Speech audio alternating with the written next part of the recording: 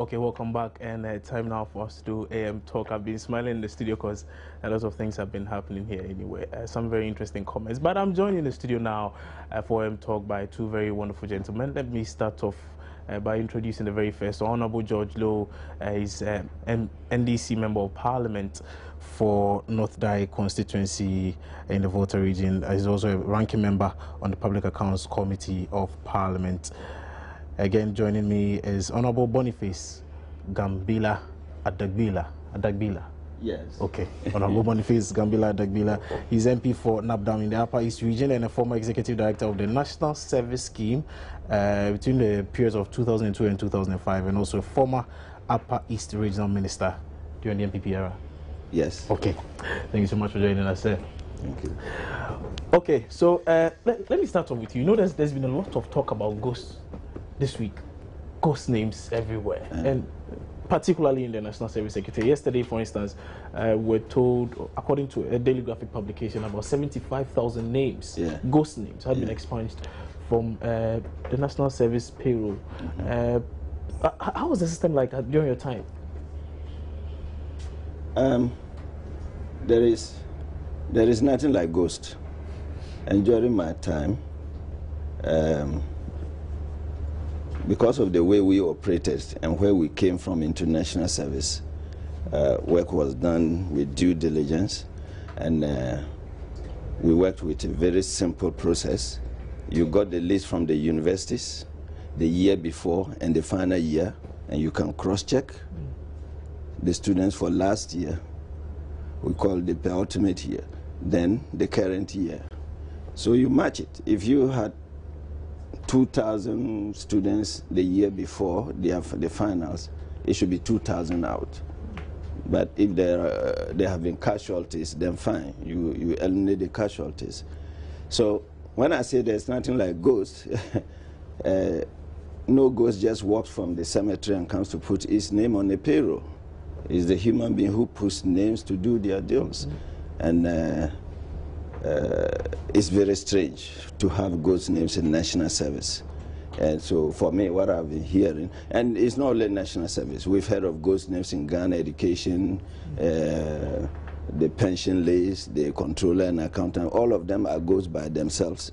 So the people who put the names know what they are doing, and I would say fraudulent names, not ghost names. So with national service from I don't know, I think it started around 2012 or 2009. I'm not sure when. The BNI hasn't clearly stated when it started. Okay. But it's not during the NPP era? No. You can never get one single fraudulent name on national service during my era. Never. Even Peter Podube, one of our oldest chief executives there, you can never have a single name. It's a very simple thing to do, unless you deliberately want to put what you call ghost, as these directors have done. So they know them. It's deliberate. Well, he says there was no such ghost during the NPP era. Somehow when the NDC came into power, we've seen quite a number of ghosts appearing. Well, thank you very much, and let me take the opportunity to say great morning to all viewers across the country, and even beyond the country. I think that I'm quite uncomfortable when we are dealing with issues like this, talking about the NPP era and the NDC era. And it's national service. And like he said, I did my national service, I think, the first one under Peter Podube. Yes, and it was good to do national service then. And those were the days when you did national service as A-level graduates, and then you had the universities also.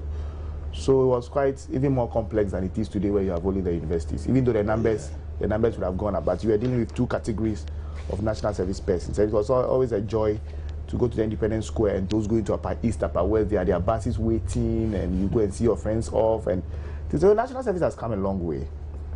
But I think that, like he said, it is people who choose to bastardize the system.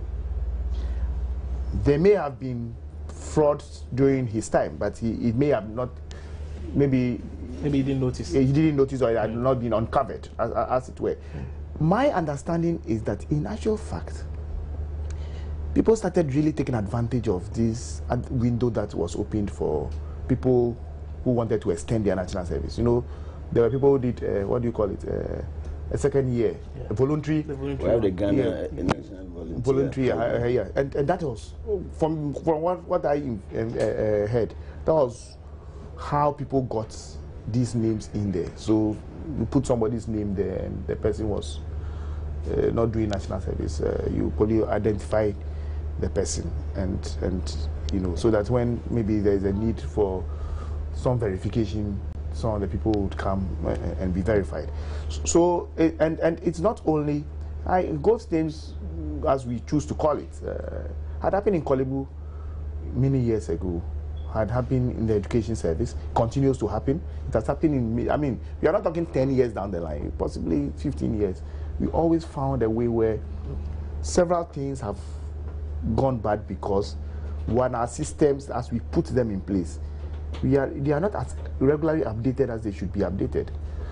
It is only when we have the crisis that we want to go back and see what is. And I'm happy that this whole argument about payroll fraud has come up, and that we are debating it, and that we are being given reassurances by the Controller Accountant General about the things that they are doing to weed out. I would pray that we fast track this whole process, so that the verifications that are supposed to be happening, where if I sit as Director of Education of North Dine, before salaries will be paid, I would have validated the list of people at post so that their salaries will be paid. Those are the things that we should fast track, so that we are able to weed out. It is taking a chunk of our monies, and I think it's something we should look at seriously. I also want to end on the note by saying that, as much as possible, my plea goes out to everybody. You see, when we build systems, irrespective of who is in power, if the systems are foolproof and they can stand the test of time, we don't need to worry about too many things. That is what happens in the so-called developed countries. So we shouldn't be happy and playing politics the way we are playing it when it comes to these things. It becomes like a political discussion rather than, you know, a practical discussion where we want to solve a national problem. So I think that that's the angle I think we should be looking at. Okay.